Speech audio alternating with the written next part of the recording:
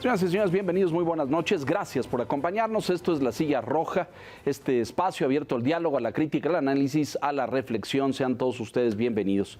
El día de hoy recibimos al senador Emilio Álvarez de Icaza, un legislador del Grupo Plural Independiente en el Senado, que nos ha visitado aquí en anteriores ocasiones y la agenda es vasta, senador, así es que bienvenido, un gusto como siempre recibirte. Grande alegría estar acá en La Silla Roja con ustedes, muchas gracias. Gracias, buenas noches. Gracias Emilio. Enrique, buenas noches, ¿cómo estás? Buenas noches, Emilio, bienvenido. Gracias, Enrique. Gracias, buenas noches. Vimos en los días recientes un vehemente e incendiado discurso en la tribuna del senador con pues esta tragedia terrible, me parece, que tú decías y adelantabas en la tribuna, senador, cantada y adelantada, advertida, de decir, ahí hay una crisis en los centros de atención migratoria, que luego el presidente en una confusión le dijo albergue, que pues tampoco es albergue, ¿no?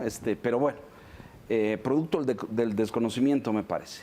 Y luego sucedió esta tragedia terrible en Ciudad Juárez, y están ahí pues en la repartición de culpas y responsabilidades, por supuesto los titulares y las cabezas pues totalmente ausentes de esto, ¿no? ¿Qué valoración haces? Porque luego se han venido sumando más decesos. Sí. El reporte original era de 38, luego 39, llegamos ya a 40 hace un par de días, entonces parece que no acaba la tragedia y tampoco acaba una investigación profunda que esclarezca los hechos. ¿Qué valoración hace, senador? Hay momentos como los que vivimos que las palabras ya no están alcanzando para describir la combinación tan peligrosa de negligencia e indolencia. El infierno de Ciudad Juárez es un reflejo de eso.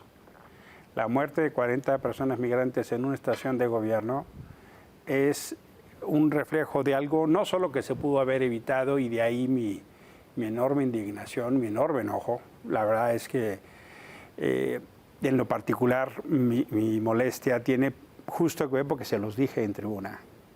Yo estuve en Tijuana visitando a los albergues, visitando a los migrantes. Estuve en Tapachula en una visita a los centros del Instituto Nacional de Migración.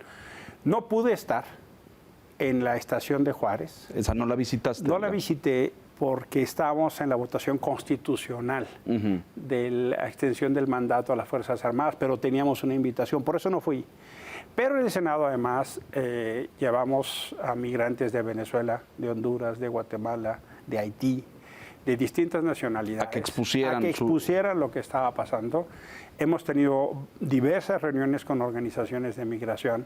He platicado con distintas redes, el grupo de trabajo en política migratoria o incluso con redes de albergues que existen en el país. Conozco el tema de tiempo atrás y lo que he visto es esencialmente una toma de decisiones que llevaron a esta tragedia.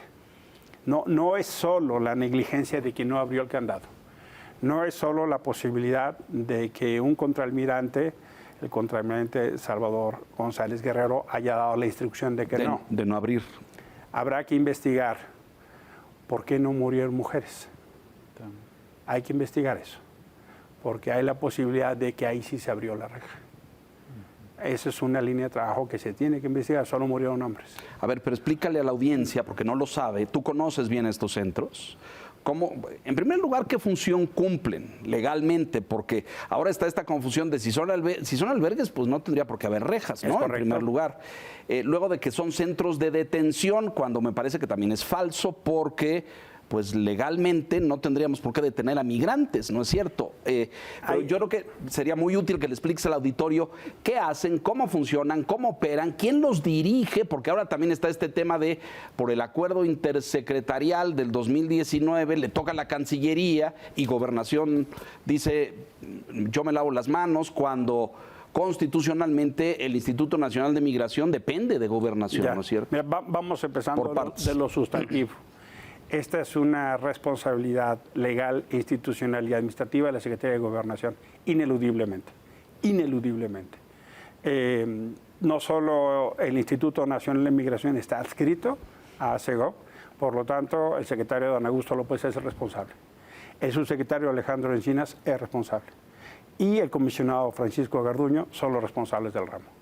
Eso es el mandato legal. Incluso aquel acuerdo de coordinación de 2019, donde la Secretaría de Relaciones Exteriores asumió algunas funciones que tienen que ver más con política exterior. Y política migratoria. Política migratoria. Pero no de operación de los centros. Pero no de operación. Todo caso aquel, cuando entra alguien en el país, es un tema de política interior. Y eso le corresponde a Gobernación. Ese acuerdo incluso fue modificado posteriormente entre el presidente López Obrador y el secretario Adán Augusto López. No hay manera aquella de que se quiere eludir la responsabilidad. No hay manera. Incluso los nombramientos de personas que tienen que ver en casos de oficiales mayores, manejo presupuestal, está todo dentro del ámbito de Gobernación. La decisión de sustituir mandos civiles por mandos militares, que es el caso del Instituto Nacional de Migración.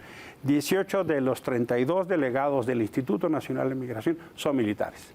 Eso es una decisión tomada esencialmente por el presidente de la República, el secretario de Gobernación y el Instituto Nacional de Migración. No hay vuelta de hoja. Nada más para que estemos claros del término de relación institucional y por tanto la responsabilidad. Que el secretario Adán Augusto esté más empeñado en perseguir sus ambiciones que atender sus responsabilidades es otra cosa. Que el secretario de Gobernación esté incluso a un par de días de la tragedia haciendo campaña en Veracruz para promover uno de sus candidatos es un reflejo de este contexto de servidores públicos que están más ocupados en la disputa del poder que en gobernar. Y ese es un ejemplo de cuerpo completo. Marcelo Ebrard, como canciller en términos de coordinación y con otros países, pudiera tener una responsabilidad eventualmente, pero la verdad de las cosas es que es muy menor, ¿no? Y el hecho del secretario deslindando, sí, aventando la pelota, es patético, por decirlo menos. Y, a ver, hay que decirlo con mucha claridad. Se han tomado una serie de decisiones que son imputables al jefe del Estado. Lo dijo con mucha claridad un comunicado de 300 organizaciones de la sociedad civil, 500 personas de México, Guatemala, El Salvador y Nicaragua. La política migratoria de México mata. Es así. Y ese fenómeno tiene que ver también, como lo dijo Amnistía Internacional, es una serie de políticas inhumanas. Y me refiero en muy concreto, para ponerle imagen a lo que digo, las estaciones migratorias, que en realidad son prisiones. En los hechos. En los hechos. Pero no fueron diseñados para eso. No, son estaciones de paso. Son incluso el juego de las palabras se convierte en parte de una narrativa de gestión administrativa muy perversa. Porque dicen que rescatan a los migrantes. Dicen que salvaguardan a los migrantes. Dicen que los protegen cuando en realidad los dejan meses. Y no son lugares diseñados para eso. No son lugares donde puedan estar las personas en larga estadía. No tienen ni los mecanismos institucionales, ni siquiera la infraestructura o la arquitectura. ¿Y qué es lo que han hecho? El fenómeno de contención migratoria ha significado una serie de cambios muy notables de ser lugares de paso a ser lugares de estancia. Hay migrantes que se han pasado meses en esos lugares. Incluso ya llegó el nivel a tal extremo que la Suprema Corte de Justicia de la Nación, por una serie de litigios estratégicos de organizaciones de la sociedad civil, estableció yo el 15 de marzo que no puede haber ningún migrante que esté más de 3 días ahí. 72 horas. La ley lo dice y ahora la Suprema Corte lo garantiza, porque la práctica institucional es exactamente al revés. Me hago cargo que el fenómeno migratorio viene de atrás. Sí, y además es muy complejo. Me hago cargo que la pandemia o la inestabilidad política de Centroamérica lo agudizó. Lo ha agudizado. Me hago cargo que están llegando de otros lugares, pero también hay que hacerse cargo, y eso es lo que parece que el gobierno mexicano no quiere hacerse, es que las decisiones que ha tomado han agudizado esta problemática. ¿Es previsible algún cambio, Emilio? Porque cuando suceden este tipo de tragedias, lo que uno podría esperar es que se dé una sacudida no solo de conciencia, sino institucional. Porque esto es un episodio, como tú lo señalas, derivado de un sistema. Y lo que vemos en la perspectiva con la política migratoria vigente, con los compromisos de México con los Estados Unidos, para que estén en el país personas ya no solo de Centroamérica, sino venezolanos, cubanos, por las visas temporales que Estados Unidos ofreció, pues se va a agudizar y vamos a tener más y más gente presionando en las estaciones migratorias, en la frontera, debajo de los puentes, ahí donde los hemos visto. ¿Todo esto va a llevar a algún cambio en tu perspectiva? Justo mi desesperación en la tribuna tuvo que ver por la pregunta ¿qué tiene que pasar para que cambie la política migratoria? Y de una extraordinaria indolencia observo que ni siquiera esta tragedia, que la muerte, este infierno en Ciudad Juárez, está siendo suficiente para cambiar, para tomar un rumbo distinto. De hecho, la primera reacción del gobierno y del presidente, lo que hicieron es más grande la tragedia. Culpar a los migrantes, Claro. evadir la responsabilidad, el pleito de quién tenía Entre los entonces que secretarios. ver. Bueno, el presidente pronuncia una frase que me parece así, pues si ellos prendieron los colchones, como diciendo, pues merecían morir, pero qué barbaridad. Mira, es notable, ¿no? Como lo que está pasando, lo que estamos viendo en tiempo real, es la corrupción política de un movimiento social que llega al poder y que se olvida de sus luchas. Quien era el rey de las manifestaciones ahora criminaliza a los manifestantes. Quien bloqueó Reforma, quien tomaba pozos, quien alentaba la movilización y la resistencia social, ahora criminaliza a quienes se manifestaron porque no les daban agua. O sea, por eso empezó la manifestación en la estación de Juárez. Porque no les daban agua. Porque no les daban agua. Cuando visita el presidente de Ciudad Juárez, hace unos cuantos días, una señora lo interpela y le dice, pero si usted bloqueaba lo que acabas de decir, y una ciudadana. Y el presidente le dice, ¿qué se me hace que a ti te mandó la gobernadora? Sí. O sea, una cosa... Mira, por eso digo que la respuesta del presidente hace más grande a la tragedia. Fue a Ciudad Juárez, no a reunirse con migrantes, fue a reunirse con su aparato electoral. De veras parece hasta ofensivo. Fue a reunirse con los servidores de la nación, que es el aparato electoral de Morena disfrazado de gobierno. Y lo digo con conocimiento de causa. En 18, cuando ganan, todo el aparato electoral de Morena se convierte en siervos de la nación. Pagados por el Pagados por el erario público. Y en lugar de tener una expresión de solidaridad, de empatía, de respeto, de duelo, se va a reunir con un aparato electoral. Dices, qué perdido está el presidente, qué desubicado. Yo lo ubicaba con una persona con capacidad de reacción y sensibilidad social. Lo que estoy viendo es un político que está perdiendo eso, con lo cual la gravedad resulta porque, Enrique, no se ve la voluntad de querer cambiar. Déjame darte otro ejemplo. El desborde de la política mexicana para atender el refugio y el asilo es parte de esta problemática. Lo vemos esencialmente en la frontera sur, porque cambiaron el criterio y cambiaron la política. Ahora, donde tú solicitas el refugio, tienes que esperar la respuesta. Esa respuesta puede durar 6 meses, 8 meses, 15 meses. Y tienen a los migrantes en una condición de absoluto abandono. Hay quienes han trasladado de Chiapas esa protesta a la Ciudad de México.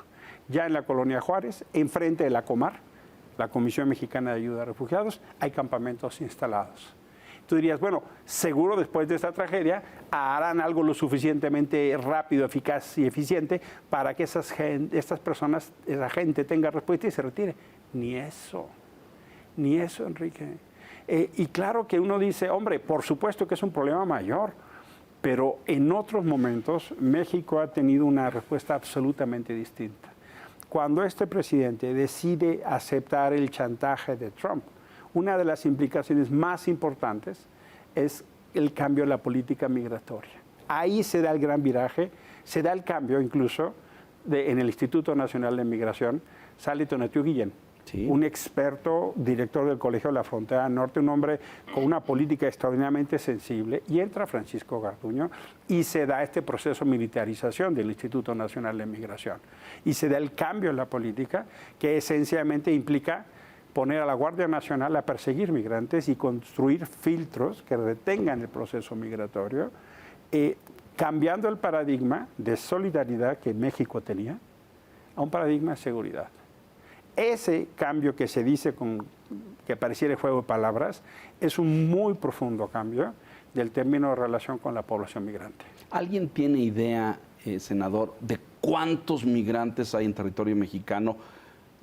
Porque, claro, han seguido entrando, ha sucedido estos filtros, este cambio en la política, una Guardia Nacional muy activa en la frontera sur, todo lo que está pasando en la frontera norte, pero pues entran. Estados Unidos no los recibe, los dije, ahí me esperan, ¿no? En la visita de enero de los 3 amigos, con el histórico respuesta de los 28 minutos que los dejó paraditos ahí, sí, hay un acuerdo de que se queden 30,000 migrantes en territorio mexicano. Al mes. Al mes. Es una cifra, son 360,000 al año. Y tú dirías, hombre, hay un acuerdo donde el Estado mexicano conviene, por ejemplo, dice el gobierno, puedes decir el gobierno mexicano, no, fíjese que para mí es inaceptable recibir dinero de Estados Unidos. Bueno, para eso son las agencias de Naciones Unidas. Y uno puede apelar a la propia historia de México, porque ese fenómeno ya ha pasado, Leonardo. Claro, cuando los cuando los guatemaltecos, claro. Ahí se creó la COMAC. 80, si no me equivoco. La Comisión Mexicana de Ayuda a Refugiados. México recibió a más de 500,000 de guatemaltecos y fue un ejemplo mundial de atención refugio humanitaria. y atención humanitaria. Se trasladaron de Chiapas, donde se crearon literalmente campamentos, a Campeche.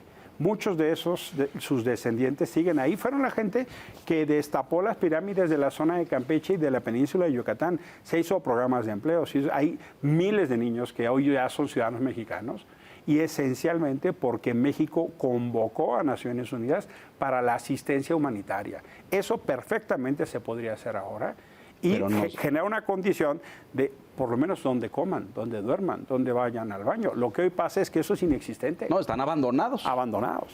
Sí, este caso es tan grave como el de la guardería ABC o como el de Ayotzinapa. Digo, cada evento tiene su contexto, sus causas, sus circunstancias, senador, pero ¿quedará en la impunidad? Digo, lo pregunto porque ahora que decías, pues hay responsables claramente, ¿no? El secretario de Gobernación, el subsecretario de Derechos Humanos, el comisionado de Migración. El tema es, ¿quedará en la impunidad estas 40 víctimas mortales? La respuesta que ha dado el gobierno mexicano empieza a trazar un escenario tendencial de impunidad. Y yo comparto la lectura de que esto será esencialmente la Ayotzinapa de Andrés Manuel López Obrador. Y no solo eso, sino que se entienda en su profundidad por qué es un crimen de Estado.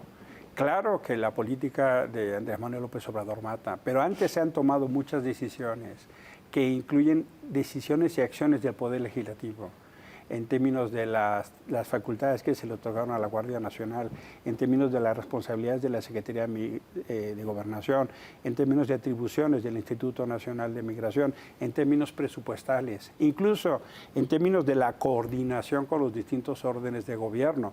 No solo, por ejemplo, porque en Chiapas y en Tapachula gobierna Morena, la Federación Chiapas y Tapachula, por poner un ejemplo, sino porque también ha habido una omisión muy significativa del Poder Judicial.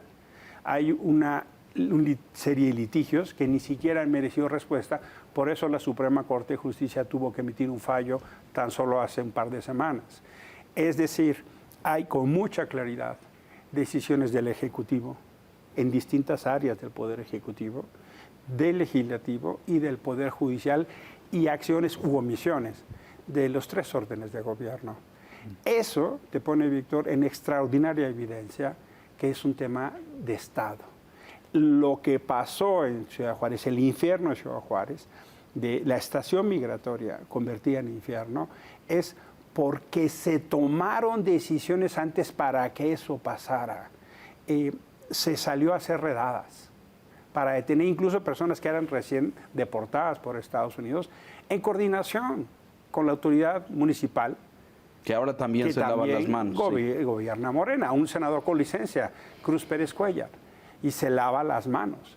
Y también tiene que ver justo cómo hubo un fenómeno de una serie de toma de decisiones que a más de 4 años de la decisión del giraje en la política migratoria, por ejemplo, dejar a los albergues de sociedad civil absolutamente abandonados. Sí, sin fondos. Sin fondos, con persecución, incluso hasta con señalamientos. Están absolutamente rebasados. Aquí en la Ciudad de México, cuando hubo la ola reciente de los venezolanos, hubo una serie de campañas desesperadas de los albergues para decir, por favor, tráiganos comida, ayúdenos. Y la Ciudad de México, que se entiende a sí misma como santuario, es la fecha que no tiene albergues. La Ciudad de México, esa que dice que es una ciudad de derechos, por la señora Sheinbaum, ni siquiera ha hecho un programa serio de atención a migrantes. Es un hecho indubitable de un crimen de Estado, y la manera en que está respondiendo lo único que hacen es hacerlo peor. Y todavía en algunos casos, algunas de las vocerías gubernamentales apelan a las tragedias del pasado como si eso fuera suficiente para minimizar la tragedia Una de hoy. colega tuya en el Senado, senadora Morena, cuyo nombre prefiero olvidar, pero se atrevió a decir que esto no iba a ser como la guardería ABC y Ayotzinapa, justamente, que aquí habría investigación a fondo y la justicia. Y pues seguimos esperando. Porque este contraalmirante, por cierto, ni la cara ha dado, ¿eh? Ni la cara, ni Garduño. La pregunta es, ¿y cómo es posible que a estas alturas del partido no haya ninguna destitución? Mira, en el Senado, el día que discutimos este tema, mis colegas de Morena se presentaban a la tribuna pretendiendo encabezar la indignación, ¿no? Pretendiendo hacer reclamos de justicia. Les duró 20 minutos. Y cambiaron el tono. Les duró 20 minutos la indignación. La indignación les dio ni siquiera para hacer una comisión especial, que cuando ellos estaban en oposición eran los primeros en exigir. Claro. Ahora dije, no, un grupo de trabajo, bajándole el máximo. Y la molestia les dio, la indignación del reclamo de justicia, para que ni siquiera se llamara a comparecer a los secretarios. Sí, claro, exacto. No los molesten, están en campaña. ¿Cómo así? ¿Qué expectativa podemos tener de justicia si la indignación esencialmente es para arroparlos y protegerlos? Estábamos en plena discusión y el senador Napoleón nos lleva a una delegación europea, ¿no?, de laboristas para que los saludemos e interrumpamos la sesión. Estamos en sesión y diluyen. Para eso les dio la indignación. No hay una renuncia que digas, a ver, pues resulta que esto no es lo que yo hubiera querido, pero por un mínimo de aquello que entendemos como valor civil, de responsabilidad civil, renuncio. Pongo a disposición mi cargo al presidente para no involucrar al presidente. Eso no existe acá por el cinismo, perdón, es peor que en los gobiernos anteriores. Aquella cosa de un mínimo recato para cuidar al presidente, cero. No, bueno, el presidente manda a Rosa Isela Martínez, secretaria de Seguridad, a dar el reporte, no a los titulares del área, no al señor Garduño de Migración, no al señor secretario de Gobernación, no, mandó a una tercera, porque es neutral y pues hasta donde sé no es candidata, no es corcholata, o por lo menos no destapada, pero bueno, encubierta. Realmente, cuando uno ve el panorama, tú decías, pues es que están en campaña. Entonces, si renuncia alguno, si alguien pone a disposición su cargo, le van a decir, oye, no la mueles, porque con esto lo que estás haciendo es evidenciarnos a todos los demás. Pensaba en la exsecretaria, en la senadora Sánchez Cordero, que tuvo un discurso de política migratoria durante los primeros meses de esta administración diciendo, vengan, sí, cómo no. Ahora sí va a ser con Tonatiuh, justamente. Con Tonatiuh. Y pues evidentemente... ¿Y luego cambió? Sí, pues no puede mantener, ni lo mantuvo estando en el cargo. A distancia, pues creo que menos, porque pues llegó... O intuyeron o llegó la indicación de que no le muevan mucho porque nos vamos a meter autogoles. Esto va a ser contraproducente para el interés político de Morena. ¿Es el criterio electoral lo que está privando en esta dinámica, Emilio? Yo no tengo duda de que es el criterio el que priva, el criterio electoral. No tengo duda de que este gobierno, esencialmente en una estrategia de Andrés Manuel López Obrador, tiene como principal objetivo la disputa del poder, la maquinaria electoral, la intervención en las elecciones. Y la cosa aquella de gobernar es muy relegada. Su ocupación y preocupación principal son las elecciones. Y por eso decía que el gesto de Juárez es tan emblemático, porque en lugar de ver a los migrantes fue a ver a su aparato electoral, en lugar de ver a las víctimas. Y ese fenómeno se replica en muchos ámbitos de la vida pública. Y el fenómeno el infierno de la estación migratoria de Ciudad Juárez tiene que ver cuando Andrés y sus aliados y sus vocerías leen crimen de Estado, se apuran de tal manera que se convierte y se traslape la sombra de Ayotzinapa aquí encima, que salen inmediatamente a querer mover eso, a intentar usar figuras como Alejandro Solalinde, que es en verdad muy triste, ¿no?, ver en qué está y de dónde viene. Porque Casi, no me distraigan de lo electoral, porque miren, acá está esto. No somos iguales. Esa cantaleta de no somos iguales está poniendo en evidencia que en algunas cosas no son iguales, son peores. En este en particular, la respuesta ha sido absolutamente no solo negligente, sino de un nivel de inhumanidad que yo estoy, por supuesto, muy seguro que va a ser un trauma que va a perseguir a Andrés toda su vida. Sí, y de alguna manera, senador, también empata un poco con la situación en materia de derechos humanos que se vive en el país, ¿no? Es correcto, es parte de este reflejo, porque la distancia que existe entre la expectativa y la realidad es el desencanto. ¿No? Tanto más grande es la distancia, tanto más grande es el desencanto. En este caso se aplica de manual esa fórmula. No solo por la expectativa que generó el propio Andrés Manuel López Obrador por oposición durante años, no solo eventualmente por el hartazgo a los partidos anteriores, sino por la aproximación que se tiene de la agenda de derechos humanos. Se generó una expectativa de cambio absolutamente radical. Y lo que estamos viendo es que hay una regresión en la agenda de derechos humanos, que lo que ha llevado es que la crisis en materia de derechos humanos en México se ha ahondado. Va a acabar este gobierno, Víctor, siendo el gobierno con mayor personas desaparecidas en la historia.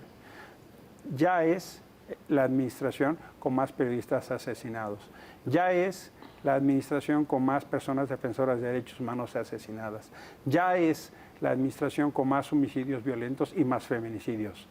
Y hay otros temas que pudieron decir, mira, en materia del derecho a la salud, el tránsito tan mal logrado del Seguro Popular al INSABI ha generado de facto una privatización de la salud. El tema del medio ambiente sano y ecológicamente equilibrado, el tema de la libertad de expresión, el tema de la militarización y el tema de la migración, Víctor. Te pongo solo esos, por obvio de tiempo. Pero lo que te quiero es dibujar en trozo de abstracción temas tan críticos que han tenido una regresión brutal. Ya no hablo de cooperación con la sociedad civil, ya no hablo de albergues, ya no hablo de atención a los organismos internacionales, ya no hablo de que México lidere, ¿no? Al contrario, ahora México combate a la Corte y a la Comisión Interamericana. Cuando increíble. Sí. El propio secretario de Gobernación las descalifica. En su conjunto, todo el tablero de gobernanza en derechos humanos ya no está en rojo, está en morado. Hay un retraso, hay una regresión, hay una pérdida. Un retroceso serio. Un retroceso muy serio. Y todavía el presidente se indigna con los mensajeros y descalifica a todos aquellos que en particular trabajan en derechos humanos, de libertad de expresión, de mujeres, de medio ambiente, de derechos civiles. En lugar de atender el mensaje, una y otra vez se dedica a calificar, atacar y a denostar a las personas defensoras en este amplio entendimiento, incluidos ya los organismos internacionales. Sí. Déjanos hacer una pausa, senador, porque pues el panorama sí es muy deprimente en términos de, pues tú dices, esta expectativa construida y la realidad alcanzada. Hay un espacio ahí de profunda frustración, de desencanto. Muy bien, perfecto. Eso en lo político, en lo electoral. La realidad en las calles, o sea, ahora que el presidente se enoja porque voces americanas, Blinken, Mayorkas, ahora Lindsey Graham, que es un senador impresentable por ultraderechista y conservador, religioso, en fin, lo que sea, pero cuando levantan la mano y dicen, oiga, ustedes tienen un problema de seguridad serio, ya hay territorios completos, zonas en México que están controladas por el crimen organizado. Y el presidente se enoja y se pone a un combate, un desafío con el senador americano. Oiga, pues mejor vamos a revisar lo que tenemos y cómo estamos, ¿no? Es decir, mencionas migración, derechos humanos, libertad de prensa, salud, pero ¿y la seguridad? La seguridad y por supuesto, Leonardo, el término de relación de conflicto en la agenda internacional terrible, es de gran dimensión. Enrique y yo hemos venido como tomando el pulso los últimos 12, 14, 18 meses como de este tono provocativo de Andrés Manuel López Obrador con Estados Unidos, ¿no? Sí, de cositas, de detallitos, de desaires, de agravios, de su estatua de la libertad, que como qué necesidad de meterse en una cosa así, no a la cumbre de las Américas, continuamente el apoyo a Rusia, ¿no? En el conflicto. Ahora le escribió una carta a China, ¿no? A Xi Jinping en días recientes para pedirle ayuda con el fentanilo. Oiga, ya no lo mande para acá, como si lo mandara el gobierno chino, ¿no? Como si el gobierno chino empaquetara los precursores del fentanilo y lo mandara. ¿Alguien le pudiera explicar que no es así, que hay crimen organizado en todas partes del planeta? Ha hecho una cosa difícil de lograr, que es que las dos bancadas, demócratas y republicanos, ya se enojaron con él. Han mandado cartas en materia de derechos humanos, de libertad de expresión, de cosas básicas, y su reacción ha sido tan desafortunada como inapropiada. Se ha peleado, por supuesto, con España, con el Parlamento Europeo, con Perú, con Panamá. El desacierto en Rusia no puede ser mayor. El conflicto, por supuesto, con nuestros aliados principales en materia de en eventos básicos de la cooperación o del intercambio comercial con Canadá y Estados Unidos son cada vez mayores. Tenemos varios paneles en puerta con una amenaza. Enrique ha escrito en abundancia y descrito eso. Es decir, la agenda internacional es hoy ya también una agenda de conflicto. El jefe de Estado mete al país como aquel piloto de carreras, pero de repente sale a la pista y se mete a la brecha, porque es el jefe del Estado y nos está metiendo en una zona de tensión, no solo por los desaires sistemáticos, pero lo que se lee del gobierno de Estados Unidos hay una decisión expresa de no dejar pasar ya. Y todas las señales son, a las declaraciones de López Obrador, viene una declaración de un funcionario. Y la DEA, la titular de la DEA dice, hay problemas serios. El subsecretario de Asuntos Hemisféricos dice, hay problemas. Y ahora ya el secretario de Estado lo dice, hay problemas. Blinken, Mallorca. Es decir, ya hay una posición en su conjunto del gobierno de Estados Unidos de señalar. Y el problema es que, otra vez, pretender negar los hechos tapando el dedo con el sol no solo no los resuelve, los hace peor. Los agrava. Hombre, por supuesto que hay cosas que uno pudiera señalar con mucha claridad y certeza a Estados Unidos. Y hay cosas que, claro, que nos van a acompañar. Claro. Pero no por eso. No por eso. No porque que estar en el mensajero es eventualmente inapropiado. El diagnóstico que hace la realidad mexicana es inapropiado. Hay cosas que deberían estarse trabajando en materia de cooperación, seguridad en México, Estados Unidos, que este término de conflicto está disminuyendo. Hacemos una pausa, estamos en la silla roja con el senador Emilio Álvarez de Casa, volvemos enseguida.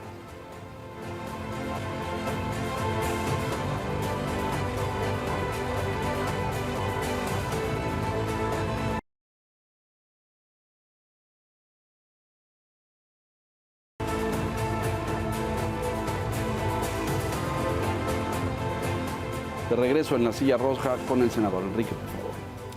Para que no se nos vaya todo en migración, recientemente hubo otro tema relevante, Emilio, que es el cambio de 4 consejeros en el INE, el proceso de selección primero de las quintetas y luego por primera vez en la historia la tómbola llamada elegantemente insaculación. De la tómbola pues salieron los 4 y en esta semana pues se dio el cambio. Tú decías, bueno, pues hay enojo en mucha gente, hay muchos errores de la administración, pero pues vienen las elecciones, el próximo año las elecciones federales. ¿Cómo ves al árbitro después de este proceso? ¿Qué es lo que puede sacar, por lo menos a bote pronto, esto está apenas ocurriendo, del cambio que se presentó en el Instituto Nacional Electoral? La defensa del árbitro y la defensa de los básicos que hemos avanzado en democracia electoral se convirtieron en un enorme catalizador de una expresión ciudadana que, en mi opinión, dio un cambio momento país. Las expresiones del 13 de noviembre en 60 ciudades y del 26 de febrero en 120 en México y en el extranjero no tienen precedente. Nunca se ha organizado una movilización de esa magnitud. Y la defensa del árbitro se convirtió en un ícono donde mucha gente salió a decir con el INE no te metas. Pudiera haber molestias con el Tren Maya, pudiera haber molestias con el feminismo, pudiera haber molestias con algunos otros temas, pero no habían logrado proyectar de una manera tan concreta un enojo o una batalla de resistencia. La defensa del INE entonces se ha convertido en sí mismo en un símbolo. Y la pretensión de una reforma constitucional que anular el pacto de Estado en materia político-electoral que teníamos se ha visto esencialmente como una gran amenaza autoritaria. Por eso la defensa del INE toma esa centralidad. Yo estoy absolutamente convencido que estas expresiones del 13 de noviembre y 26 de febrero detuvieron la reforma constitucional. Si hubiera habido reforma constitucional, ya no habría INE. Y eventualmente estaríamos en un México diverso donde Yasmín Esquivel sería presidenta de la Corte. Eso no pasó, eso se detuvo. Y se da pie a un perverso, y si digo con toda intención perverso plan B, porque es un fraude a la Constitución, porque es una ruptura constitucional. Es darle la vuelta. Es darle la vuelta, el pueblo de México no te dio permiso para cambiar la Constitución, ni por votos, ni por representaciones en el Congreso, entonces me la brinco. Y por eso digo que es una ruptura constitucional, porque es actuar fuera de las reglas. Esa amenaza autoritaria de momento está frenada.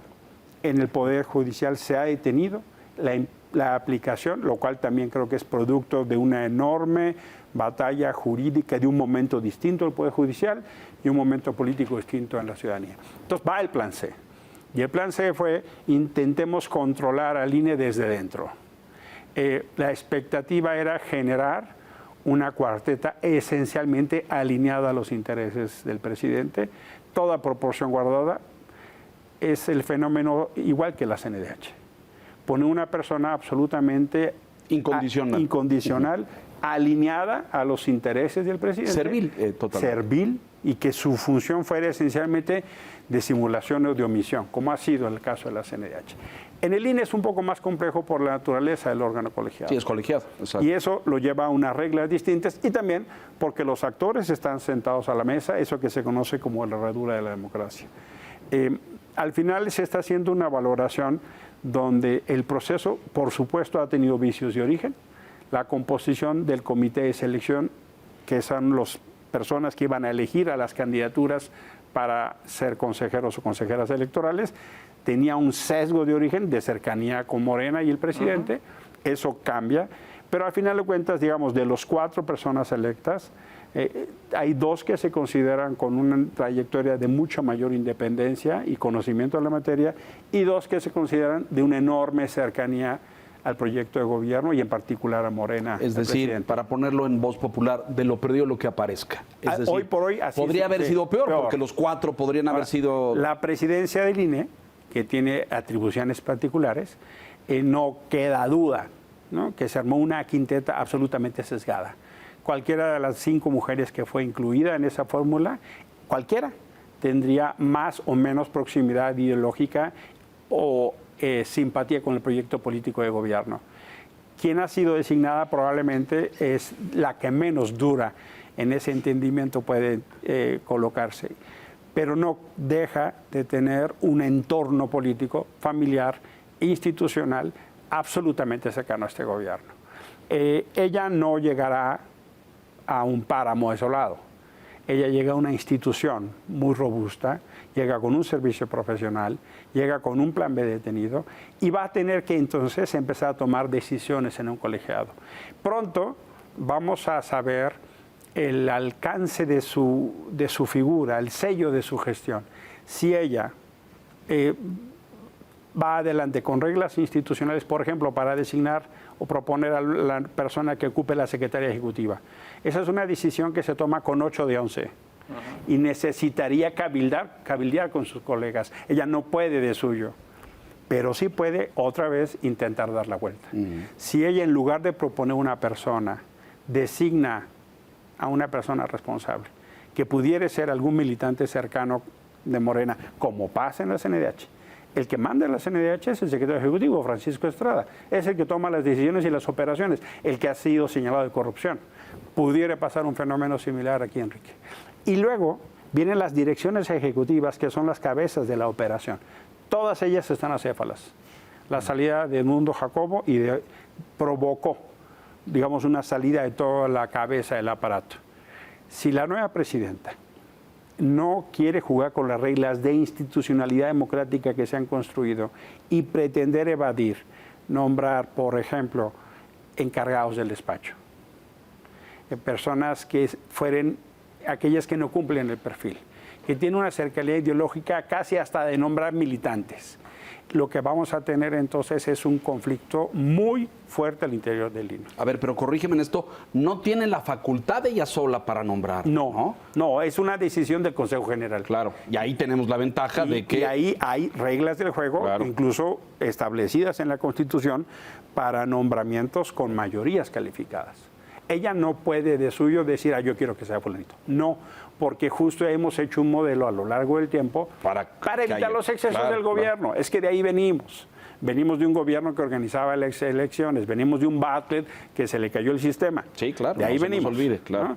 Y por eso se construyeron estas reglas, por eso en el 14 todo ese modelo se llevó a la Constitución. Justo para que no pasara lo que ahorita está pasando, que llegara cualquier gobernante, se pusiera creativo las reglas, claro, y diga, ahora pues como yo soy bien buenísimo, entonces créanme a mí, y entonces como yo soy buenísimo, no vayan ustedes a creer que yo no soy buena persona. Claro, claro. ¿No? Entonces crean en mí, luego entonces lo que yo hago es bueno, y luego entonces cualquier cosa que haga es buena. Claro. Justo lo que queremos evitar. Tendremos una definición clara del perfil y de la inclinación o la independencia de Guadalupe Taddei en cuanto vengan estos primeros. Por supuesto. Hoy yo diría que ella está, por supuesto, con una sombra. Ella está esencialmente con un señalamiento público, no de autonomía e independencia, sino de sumisión y alineación con el poder. En el ejercicio de la función ella tendrá que ganarse demostrar. Y las primeras decisiones van a demostrar de qué está hecha y a qué fue al INE. Senador, después de estas movilizaciones y concentraciones que refieres, la de noviembre y febrero, ¿veremos más participación ciudadana en defensa de instituciones autónomas, de organismos constitucionalmente autónomos? Y diría un poco más allá, más participación ciudadana en procesos como la definición de una candidatura presidencial de la oposición. Ese proceso ya empezó a pasar. Ese proceso de quienes en la defensa de la democracia y en la defensa de la autoridad quieren piso parejo para la competencia y no regresar a esos tiempos donde se competía contra un gobierno disfrazado de partido. Ha llevado justo a muchas personas a tratar de construir espacios de unidad. Hoy creo que hay una movilización ciudadana que me parece empieza a dar reflejos de ser más grande de los partidos. Creo que estamos viendo una ciudadanía que tiene un mucho mayor empuje que los liderazgos partidarios nacionales. Bien harían los partidos políticos en acompañar, ¿no? Y en entender el signo de los tiempos. Sí hay esfuerzos esencialmente para, déjame decirlo así, esfuerzos de unidad para construir una sola candidatura. El escenario tendencial es que la elección 24 va a ser una elección plebiscitaria. ¿Queremos que siga Morena o no queremos que siga Morena? El escenario tendencial todavía no falta, definido, claro, pero para allá va la tendencia. Entonces, se requiere una candidatura de unidad, se requiere entender la necesidad de un gobierno de coalición, donde estén sentadas y sentados todos aquellos que puedan aportar de la mejor manera y entendimiento de que la disputa también es del Congreso y de las gobernaturas. Es decir, no solo la batalla de la presidencia, sino la redefinición institucional del país. El filtro previo, en opinión de algunos, pues es el Estado de México. Claro, sí. Y lo que viene en el Estado de México y el choque que se dará ahí con dos candidatas mujeres, etcétera, y la enorme ventaja con la que arrancó apenas esta semana la candidata de Morena, Delfina Gómez, que según la medición nuestra del Financiero trae 18 puntos arriba. ¿Qué perspectiva ves en esa contienda electoral? Mira, el escenario electoral del Estado de México preconfigura la tendencia de un plebiscito, ¿no? Y me parece que si bien Delfina ha aparecido en algunas encuestas, creo que Alejandra del Moral va a crecer. La no posibilidad de una tercera opción, como Juan, el retiro de Movimiento Ciudadano y Juan Cepeda. Juan Cepeda va a alentar ese fenómeno Yo creo que todavía hay cosas por ver en el Estado de México. Y sí, claramente es una elección donde ambas expresiones, y digo expresiones en términos de síntesis políticas, se juegan mucho. Por supuesto, al lado de Morena está todo el aparato y todos los gobernadores y circunvecinos alineados están mandando recursos. Claro. La jefa de gobierno, Morelos, Guerrero, Michoacán. Y también la oposición está, por ejemplo, un fenómeno que nunca había pasado, de todos los gobernadores ahí reunidos por el peso simbólico del Estado de México. Yo sí creo que va a ser una batalla calle a calle y me parece que todavía está por moverse la cosa. Hace un par de semanas estuvo en esa silla Gustavo de Hoyos, que ha levantado la mano desde la sociedad civil diciendo yo quiero jugar como posible aspirante. Y le cuestionábamos si la burocracia partidista va a dejar pasar a un ciudadano, porque finalmente tenemos un sistema político que requiere a los partidos.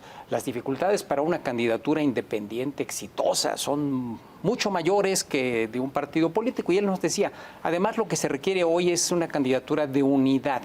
No hay oportunidad si no hay una unidad opositora. Te pregunto si ves a un ciudadano como candidato o las burocracias de los partidos van a mover para que sea un militante de algún partido y a lo mejor ni siquiera se logra ese candidato de unidad. La dinámica política lleva a que esencialmente las estructuras ven en las candidaturas ciudadanas una amenaza, ¿no? Dice, hombre, hemos hecho tanto trabajo en militancia, hemos hecho tantos años, déjame decir, formado la línea y cargar el portafolio para que llegue alguien de fuera. Entonces, esencialmente las estructuras partidarias son las principales adversarias de candidaturas ciudadanas. El momento país está llevando a una serie de conversaciones inéditas para entender que México vive una crisis muy profunda y que tenemos que hacer fenómenos de tolerancia y unidad por un bien mayor. Y el bien mayor es recuperar la transición democrática, la defensa de libertades, de derechos, de instituciones. Y ese fenómeno está suscitando diálogos inéditos, literalmente por un bien mayor. De momento todavía no estoy viendo la sensibilidad de las cúpulas políticas para abrirse a una candidatura ciudadana, pero sí estoy encontrando una serie de fenómenos de diálogos, de acercamientos, de encuentros inéditos. Y sí estoy encontrando que las movilizaciones ciudadanas está siendo un factor de toma de pulso muy interesante, que están haciendo que se muevan. ¿Me gustaría que fuera eso más rápido? Sí. ¿Me gustaría que ya tuviéramos más alineados candidaturas, fuerzas? Sí. Me siento me ubico en un momento donde creo que se nos está yendo el tiempo. Y yo soy parte de quienes desde el Frente Cívico Nacional y la Plataforma Unidos empujamos lo que se pueda con ese espíritu unitario para que eso se acelere. Tendremos ahora un proceso de diálogo con distintas candidaturas para hablar de esto. Gustavo sale, creo que la manera en la que salió va a dificultar el entendimiento de esta candidatura unidad, porque lo que necesitamos es una nueva alianza ciudadana política. Creo que tenemos que pasar del descrédito de los partidos a la exigencia democrática. Y creo que tenemos que pasar de un proyecto no López Obrador a un proyecto futuro de país. No basta definirse negativo. Tenemos que construir un futuro de México donde Andrés ocupe la relevancia que tiene. Y yo estoy absolutamente que la relevancia que tiene el futuro de México es menor. Y hay que construir un país más fundados en nuestros proyectos, en nuestros sueños, en nuestras aspiraciones, no en nuestros temores. Y eso me parece a mí que es el motor más poderoso, no solo para construir un proyecto de unidad, sino para convencer, por ejemplo, a todos los desencantados de López Obrador, que son ya millones, y para convencer también a los jóvenes como nuevos votantes. Se necesita con mucha claridad un entendimiento del futuro, no un entendimiento de los 70s, ni tampoco un entendimiento de 2017. Sí, no, claro. Hay que hablar de la energía limpia, no del petróleo y del gas. Y los partidos tienen que hacerse cargo de por qué perdieron la confianza. Y eso es importante. Falta autocrítica ahí, me parece, ¿no? Creo que sí. Sí, pero ya pasaron 5 años y les pasó una locomotora por encima. Al PRI, al PAN, al PRD, lo que queda del PRD, lo que sea. Pero yo no he visto un ejercicio profundo en el PRI, en el PAN, de decir, nos equivocamos en esto. No se explica el 18 sin los errores de la oposición. Claro. Y por eso no se puede construir un futuro en el 24 sin entender que la construcción es el México que queremos, no el México al que le tememos. Pues sí. Se nos acaba el y tiempo. hacia allá vamos. Yo soy optimista en términos de... Contágianos de tu optimismo, Mira, senador. Te en lo suplico, ocasiones porque- el optimismo no es una información, No. es una posición. No, o como alguien que pretendió patentar la frase, es una esperanza, ¿no? Es correcto. Como si la esperanza fuera patrimonio de alguien en exclusivo, pero... Por supuesto. Pero ojalá, cuando tú hablas de futuro es eso. Eso sí. ¿Qué país queremos? Ese debate no está, es decir, en fin, lástima que se nos acaba el tiempo, pero la agenda de reformas de Peña, que era muy ambiciosa y en muchos sentidos tiraba o apuntaba Hacia allá. en una buena dirección, hablo de la educativa, por ejemplo, de otras, Sí. bueno, y que hoy se fueron para atrás, El tema ¿no? de salud. Una regresión, el tema de salud pendiente ahí no resuelto. En fin, volverá el senador Álvarez de Icaza, porque como ve, pues ideas no le faltan. Señor Piz, muchas gracias. Gracias. Bienvenido Conclusiones. siempre. Muchas gracias, Víctor. Pues ojalá tu optimismo sea informado. Es correcto. No solo emocional. No solo de posición y convicción, sino de datos. Sí, exacto. Gracias. Gracias, Enrique. Un privilegio siempre tenerte con nosotros, Emilio, y que la audiencia y la ciudadanía escuche voces que sí quieren pensar en ese México ético, humanitario, equitativo, generoso para todos. Y que siga dando esas batallas con tal vehemencia. En la tribuna. Sí, Ahí vamos a seguir. Sí. La resistencia democrática Sí. ha llegado. Eso, muy bien. Aplaudimos mucho ese discurso ese día, y nos emociona. Hace falta ver eso, Sí, ¿no? claro. Aquella gente claro. que que sacuda a que- la exacto. tribuna, ¿no? Qué bueno, Sí. En fin, felicitaciones. bienvenido y muchas gracias, señor Gracias, Quintana. Gracias, buenas noches, señor Piz. Buenas Enrique, noches. gracias, Víctor. Gracias. Y a usted que nos hace el favor y la gentileza de escucharnos aquí, La Silla Roja, puntualmente la semana entrante. Hasta entonces, gracias.